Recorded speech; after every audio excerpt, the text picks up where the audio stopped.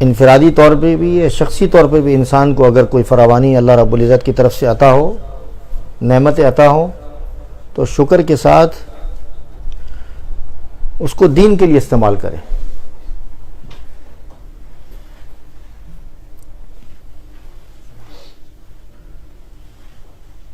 یہ جو آج دیکھ رہے ہیں جدید جو ترقیاں آپ کے سامنے ہیں، جدید ذرائع ہیں ہمارے سامنے، بہت ترقی ہو رہی ہے کہ نہیں؟ لیکن ان ترقیوں کے ساتھ فتنہ فساد بھی بڑھتا جا رہا ہے۔ سوشل میڈیا ہے، واٹس ایپ کی ہماری سب کی بیماریاں ہیں، سب اس بیماری میں ملوث۔ اسمارٹ فون ہے، بہت ساری چیزیں ہیں۔ ان ذرائع کو صحیح استعمال کرنے کے بجائے غلط استعمال کر رہے ہیں۔ آج جو ہم سڑکیں دیکھ رہے ہیں، یا جو ترقیاں دیکھ رہے ہیں، یا بلڈنگیں دیکھ رہے ہیں، یا پل دیکھ رہے ہیں،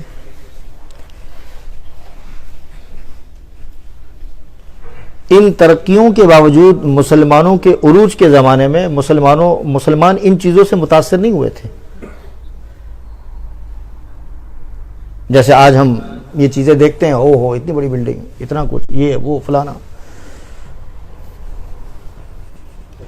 مسلمانوں کے عروج کے زمانے میں اللہ نے جو نعمتیں مسلمانوں کو عطا فرمائی تھی، مسلمانوں نے اپنے ہاتھوں سے یہ ساری چیزیں بنائی تھیں۔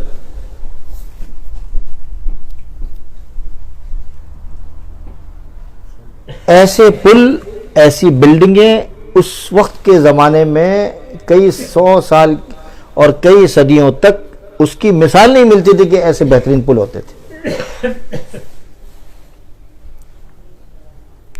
آج بھی ایک پل موجود ہے جس کا تذکرہ میں انشاءاللہ وقت ملا تو میں کروں گا، آج تو نہیں کر سکوں گا، لیکن آگے انشاءاللہ تذکرہ کریں گے۔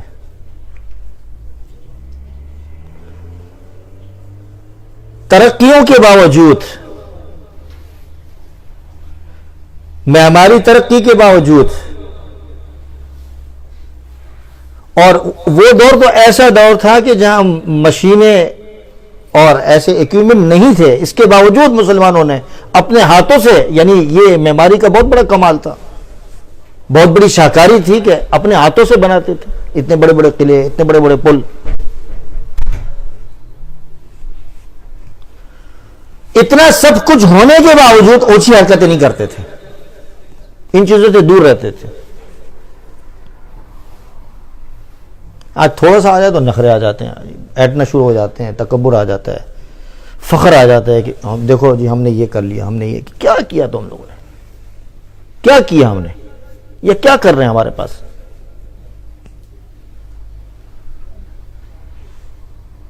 دنیا میں مثال نہیں تھی ان کی۔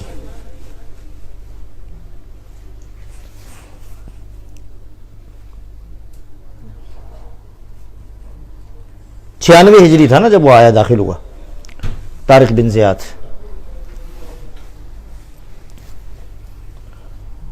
اور اس کے بعد جو ترقی مسلمانوں نے دیکھی اور عروج دیکھا، جس کا آپ سوچ بھی نہیں سکتے۔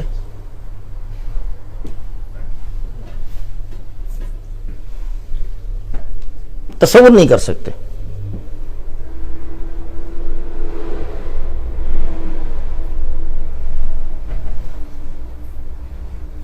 فضا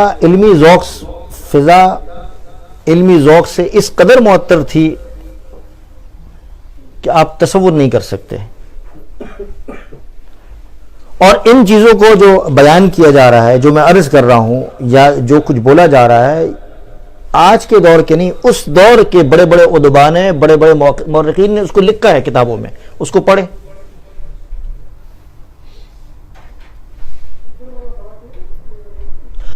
آج آپ سرجری اور طب کی بات کرتے ہیں تو مسلم الثبوت اس وقت، اس دور کے بڑے بڑے طبیب موجود تھے، جس کا نام کتابوں میں موجود ہے، وہ وہی مسلمان تھے۔ لیکن اس کو مسلمانوں نے اس کو جاری نہیں، اب لوگ کہتے ہیں کہ تھے اب نہیں ہے، تو اس کو جاری نہیں رکھا. یہ ہماری کمزوری، یہی تو میں عرض کر رہا ہوں کہ ہماری کمزوری کیا ہے.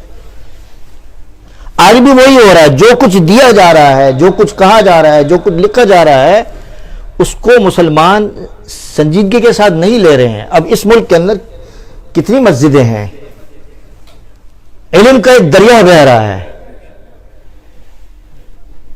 ہر شہر کے اندر ایک چشمہ موجود ہے، علماء موجود ہیں آپ کے سامنے، فائدہ نہیں اٹھا رہے لوگ.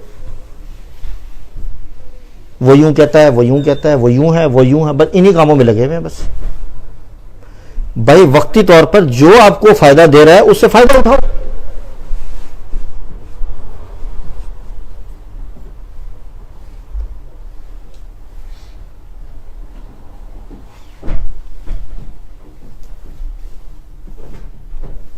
ایسا ذوق علم کا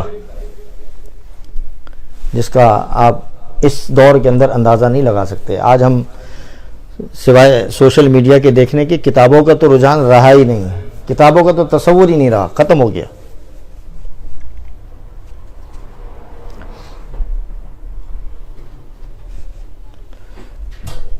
لکھنے والوں نے لکھا ہے کہ 3 چیزیں ان کے اندر خاص طور پر موجود تھیں، باقی چیزیں تو تھیں، باقی صفات تو تھیں. اتنا کچھ ملنے کے باوجود، اتنا کچھ ترقی کے باوجود آپ سوچ نہیں سکتے. صرف ایک شہر کے اندر 490 مسجدیں تھیں، جسے آپ قرطبہ کہتے ہیں. کتنی مسجدیں؟ 490 مسجدیں. 2.5 لاکھ سے زائد مسلمان، ایک سروے کے مطابق 366 ہجری کے اندر ایک سروے سامنے آیا تھا، تو تقریباً 2.5 لاکھ اور 80,400 کی تعداد میں مسلمانوں کی اس محلے کے اندر دکانیں تھیں. کتنی؟ 80,400 صرف قرطبہ. اگر آپ قرطبہ کے نقشے کو دیکھیں تو آپ کے سامنے آئے گا. یہ مسلمانوں کا 21 بڑے بڑے محلے تھے، اور اس محلے کے اندر بڑے بڑے محلات تھے مسلمانوں کے. یہ ترقیاں تھیں مسلمانوں کی، یہ عروج تھا مسلمانوں کا. سب سے زیادہ جو ترقی وہ اموی دور کے اندر ہوئی 136 ہجری کے اندر. عبد الرحمن، کیا نام ہے پورا یاد ہے؟ داخل، اموی دور کا، اس دور کا حکمران رہا ہے. اس کے دور کے اندر بہت ترقی ہوئی.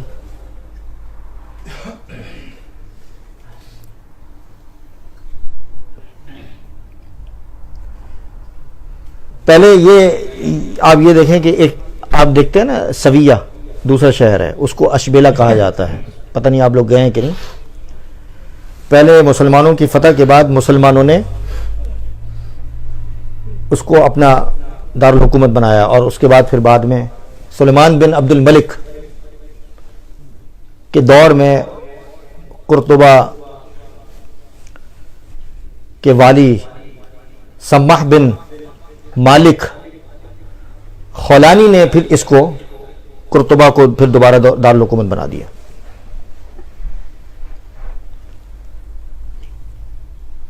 یعنی قرطبہ اور سویہ، جسے اشبیلا کہا جاتا ہے. ہم دونوں جگہ گئے تھے، سویہ بھی یعنی اشبیلا بھی اور قرطبہ بھی.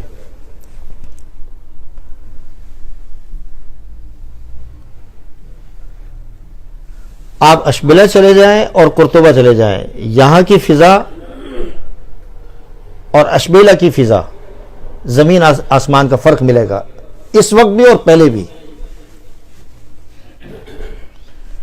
چونکہ اس شہر کے اندر، قرطبہ کے اندر، جو بڑے بڑے علماء، بڑے بڑے فقہا، بڑے بڑے مدبر، بڑے بڑے مفسر اور علم سے ذوق رکھنے والے لوگ وہاں موجود ہوتے تھے.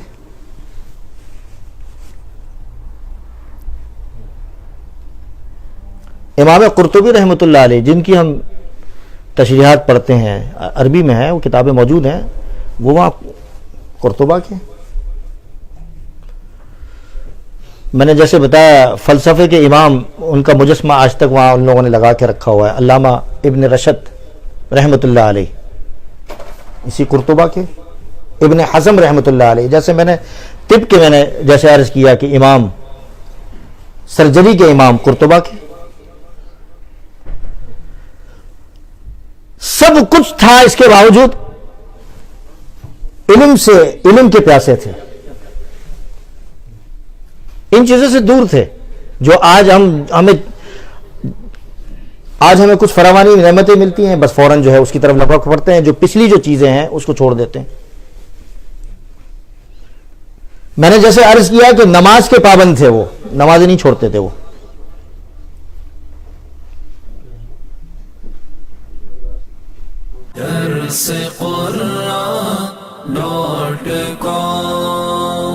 www.darsequran.com